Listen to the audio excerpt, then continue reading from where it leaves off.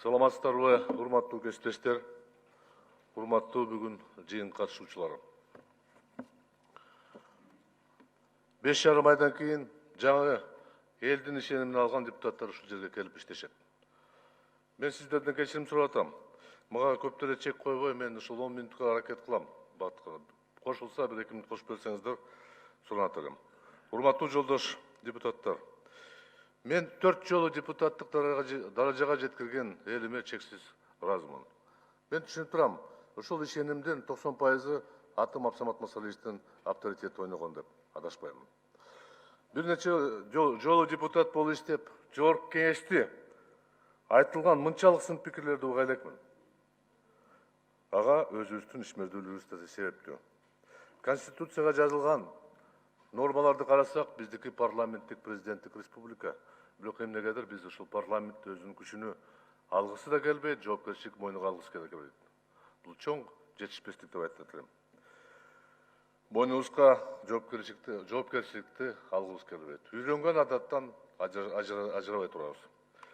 2 жыл мурда ушул жерде, так ушул трибунадан Бишкек жылыткыч электроборбордун үзүүчүлөрү чыкканда мен сунуш берген элем. Келгиле, коалицияны өзгөртүп кетели. СДПК фракцияны оппозиция чыгарып, башкача кылсак, мен азыр деле кайталап коеюн. Бизде бир аз болсо да ишенич пайда болмогула. Тилекке каршы ал сунушум колдоо тапкан жокмун. Урматтуу кесиптештер, мына төрага мага тарынып атат. Мен ачык эле айтайын, урматтуу төрага. Мен сизге сын пикирлерди, кандай бир ой пикиримди жакшы ниет менен айтчумун. Жогорку кеңештин 4 агасы ушундай пикирлерди жакшы кабыл алган, чычалабай тарынбаган киши төргө жете алат. Ал эми спикер кызматты, сиз азыр спикер кызматты аткарып атасыз. Көпчүлүк депутаттарды мындай кагып туруп, мындай түз мамиле кылбай, кээ бир учурда сиз өкмөткө адвокат сыяктуу коргой баштадыңыз. Бул мен ойлоп атам сиздин профессионалдык жетишпестигиңиз. Акырында айткан сөзүңүз, эгер ушул жерде кимге жакпаса кеткиле деген, бул эч кандай бул парламенттин жетекчилик кызматына дал келбейт. Бул чоң саясий ката деп эсептейм.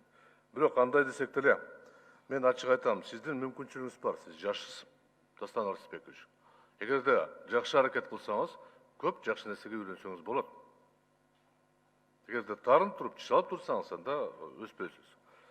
Урматтуу кесиптештер, мыйзам чыгаруу иштер боюнча айтпасам болбойт. Мына өткөн жылдын 6 декабрь айында 5 депутаттар шайлоо мыйзамдарга өзгөртүүлөр сунушталган болчу. Эми биз кыскача айтканда 9% босогону 5%га түшүрүп, жанагы күрөөнү 5 миллиондон 1 миллионго түшүрөлү деген сунуш бердик. Бирок ал мыйзам долбоору ар кандай шылтоо менен 6 ай кармалып, мына бир күн мурда комитетте каралды. Барыңыздар билесиздер, колдоо тапкан эмес. Эми мыйзамдын табигаты ушундай, бир мыйзам өтөт, бир мыйзам өтпөйт. Ар бир депутат өзүнүн ыктыяры менен добуш берет, өзүнүн ишеними менен, партиянын кызыкчылыгы менен, башка себептер менен добуш берет. Бул күткөн нерсе. Ошондуктан эгер биз берген мыйзамды ушундай жол менен алып келгенибизде, анда кынтыксыз болмок эле. Ал эми мен 20 жылдан бери, 15 жыл депутат болуп иштеп жатам. Биринчи жолу ушундай арам деп койсом адашпайм. Жол менен мыйзамды четке какканды көрө элекмин мен. Өкмөттөн 3 ай, 4 ай корутунду ала албай жүргөндө, ошол эле мезгилде 2 күндө корутунду берген өкмөт бул ачык эле депутатка жасаган мамиле деп эсептейм да. Ошондой эле экинчи мыйзам долбоорубуз преференциалдык добуш берүү боюнча ал абдан мындай чырдуу мыйзам, мен ачык айтам, кабыл алыш кыйын. Бирок сунуш катары берген мыйзамды 3 айдан бери өкмөттөн корутунду ала албай жүрдүк. Азыр деле жок. Бул ойлоп атам, мыйзам чыгаруучу тармактагы ишмердүүлүгү абдан төмөн деп айтып атат. Сага мен ачык эле айтам, парламенттин жетекчилери талап кылып туруш керек өкмөттөн. Буга жете албадык. Биз дайындаган өкмөт көз карандысыз болуп калды. Спикерибиз айткандай, лапшаны кулактарыбыз кыйылып жүрүшөт. Өткөн жумада биз отчетту кабыл алдык. Депутаттар, жогорку кеңеш депутаттары отчетту кабыл алдык. Даярдаган кагаз боюнча турмуш соонун баары проблемалар чечилген, анча мынча кемчиликтер бар. Бирок сыртка чыксак, турмуш башкача экен да. Акыбал оорлошуп баратат. Анан ар кандай жанагындай кыймылдар пайда болот. Ал күткөн нерсе. Урматтуу кесиптештер, болот, ушундай табылат.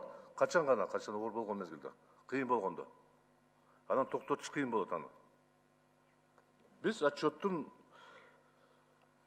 кызыктай болуп атат, өкмөт өзү берген маалыматында, эми айтып кетейин, мына премьер-министрибиз бекитилип аткан мезгилде айткан, күздө мен структура программаны өзгөртүп алып келем деп. Бирок бүгүнкү күнгө чейин Сапар Исаковдун калган мурастыгы менен пайдаланып атат да. Өкмөт алмашылды толугу менен, курамы менен. Туура, мыйзам жол берет. Министр эгерде өз ыктыяры менен кетсе, анын ордуна комитеттин макулдугу менен кызматка алса болот, туура. Бирок 100% андай жол менен алмаштырган бул башка нерсенин белгиси деп мен эсептейм да. Андай болбош керек эле. Ошондуктан бүгүн бул өкмөттүн бизде тоготпогон мамилесин мен сезип атам ачык эле. Мен жашырбай эле айтам, айрым учурда коалициялык көпчүлүктө ал чечимди аягында билип калып атат да. Эң кызыктуу ушул отчет боюнча өздөрү өткөн жылда пландаштырган иштеринин 88%-ын аткардык деп, бюджеттин киреше боюнча акчасын чогулта албай, саламаттык сактоо системага мыйзамда көрсөтүлгөн каржылоону толук аткара албай, эмнегедир биздин жогорку кеңештен канааттандырылсын деген баага жетишти. Мыйзам аткарылбаса, биз ага жакшы баа коюп атабыз деген. Бул деле менин пикирим боюнча бул чоң ката деп айтып атам. Ал эми мыйзам чыгаруу аракеттери өкмөт тарабынан. Мен айтпай эле коеюн, мына Бейки мыйзам дем үлгүсүндө көрсөтүп атам да, мисалында көрсөтүп атам. 4 ай, 3 ай корутунду бере албаган өкмөт бул каяктаган өкмөт болот. Бүгүн биздин өлкөбүз абдан оор акыбалда. Аны баарыбыз жакшы түшүнүп атабыз. 1,5 айдан ашык биздин жарандарыбыз күнүмдүк тапкан тамагынан ажырагандан кийин азыр эми акырындап ордуна келип атат. Миңдеген адамдарыбыз Россияда, чек арада топтолуп, посольствода, Москвада топтолуп келе албай атат. Мен түшүнүп турам, оор жумуш, өтө оор жумуш. Бирок тездетиш керек, маалыматты так бериш керек. Ар кандай учактар көбөйүп атат. Мында аэропортто болгон, биз өкүнө турган бир акыбалга келип калдык. Кандай болсок да, ушу миңдеген, 100 миң адамдар кайтып келет, жумушсуз калган. Анан келгенде бизден талап кылат, бийликтен талап кылат. Мага ушул жерде ордум каякта, жерим каякта, жумушум каякта деп. Биз жооп бергенге милдеттүү болобуз. Ал эми өкмөт муну аткарыш керек, ал милдет ошондой.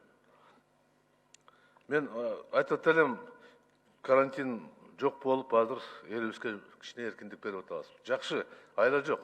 Бирок саламаттык сактоо министрликтен айткандар боюнча күздө дагы эпидемия болушу мүмкүн, коркунуч бар деп. Ооругандардын саны күн сайын көбөйүп атат да. Шашып кеткен жокпузбу? Ар кандай сөздөр, ушактар кетип, коронавирус бул калп деп, мына биздин жарандарыбыз Россиядан келип, моюн бербей жатпайбыз деп атат. Ушул акыбалга жеттик. Бул адам аң сезими өзгөрүлгөндүн белгиси. Мамлекет сени 2 жумага бекер жаткызып, дарылап, тамак ашың берем деп атса, жок жатпайм деп. Анан көрүп үйгө барам, бекер отурам, туугандар менен учурашам деп. Бул аң сезими өзгөрүлгөндүн белгиси да. Бул жакшы эмес деп айтам. Бул баарыбызга чоң бир өкүнө турган табышмак болуп калды да. Мен пикирим, ушул акыбалда коронавируска каршы күрөшкө жогорку кеңеш түзмө-түз мойнуна алыш керек болчу. Эмнеге биз күтүп атабыз, президент баарын чогултуп тапшырма берсин деп. Андай болбош керек. Биз парламент ушул жерде тапшырма беришибиз керек. Кана антикризистик программа. Биз ушул жерде тапшырма бергенбиз. Бергиле программаны. Кана программа өкмөттөн? Жок программандай. Демек биздин алыбыз жетпегендикти көрүп атат да. Көрүнүп атат. Дүйнөдө бир гана мамлекет ушул абдан жоң оору менен ийгиликтүү күрөштү. Бул Кытай мамлекет. Биздин кошунабыз, биздин байыркы досубуз. Коммунисттик партия башкарган темир тартип менен, эли түшүнгөн, жакшы түшүнгөн мамиле менен кабыл алган ошондой шарт менен күрөштү. Ал эми башаламандык болгондо, өзүн билендик болгондо бул ооруну жоготуш кыйыныраак болот деп ойлоп атам да. Ушул оор акыбалга жеткирген бийликтин арасында мен да турам. Мен деле жоопкерчилигим бар да. Себеби мен сунуштаган мыйзам долбоору болобу, башка сунуштар болобу жеткире албадым, талап кылып ишке ашыра албадым. Ошондуктан мен ушундай чечимге келдим, депутаттык мандатты 25-майдан тапшыра турган чечимге келдим. Ушул жаңылык менен сиздер менен бөлүшкүм келди. Жумушта ар кандай болот? Айрыкча чыр болгон жерде, жогорку кеңеш эң чыр боло турган жер. Ушул жерде ар кандай сөздөр болот, бири-бирибизге катуу сүйлөп коюшубуз мүмкүн, тартынтып коюшубуз мүмкүн. Бирок кандай болсо да ушул залда болгон чыр ушул залда калыш керек да. 2 минут уруксат берсеңиздер. 2 минут кошкула. Рахмат. Сиздерге барыңыздарга ушул 4,5 жыл сиздер менен иштеген үчүн мен чоң ыраазычылыкты билдирем. Ар бирөөңүздөр менен сый мамиле сактаганга аракет кылдым. Эгерде кичине менден кетсе таарынбаңыздар. Уважаемые коллеги, я решил добровольно сдать мандат. Причина проста. Я тоже несу полную ответственность за те проблемы, которые образовались в государстве, поскольку работаю в высшем государственном органе, парламенте. Значит, я не смог убедить вас в решении каких-то проблем. Я не смог убедить правительство в принятии каких-то решений. Исходя из этого, я принимаю решение с 25 мая прекратить полномочия. Еще осталось почти 6 месяцев до полномочий нового парламента. Мне хотелось бы, чтобы работа парламента хоть немного изменилась. И в этом плане я хочу принести извинения своим избирателям, ожидания которых, возможно, я не оправдал, и выразить благодарность соотечественникам за то, что они избрали меня 4 депутатом парламента. Я готов оказывать помощь государству, я готов работать на любой должности, где я могу принести пользу государству. Но в качестве депутата в этом составе я считаю дальнейшее пребывание невозможно.